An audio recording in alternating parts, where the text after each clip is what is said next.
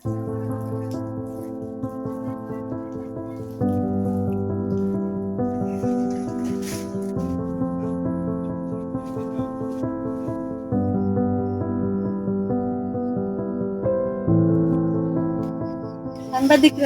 ওনারা ক্যামেরা করে নিয়ে গেছে, ঠিক আছে, ক্যামেরা করে নিয়ে গেছে। এই জায়গায় ছিল একটা কাগজও ছিল।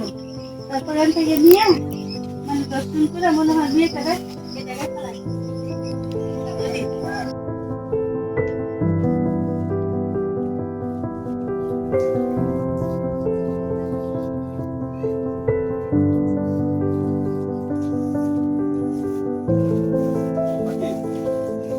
আপনারা জানেন গত 2 দিন আগে একটি খুব নৃশংস একটা হত্যাকাণ্ড ঘটেছে এবং এই সংক্রান্তে যারা অপরাধী, প্রকৃত অপরাধী, তাদেরকে আমরা শনাক্তকরণের চেষ্টা করে যাচ্ছি।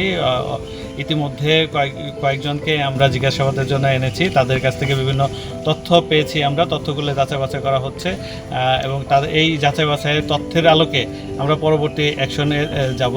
আর আপাতত তদন্তাধীন বিষয় এই এখনই প্রকাশ করছি না, পরবর্তী সময়ে যে আমরা আপনাদেরকে জানাবো।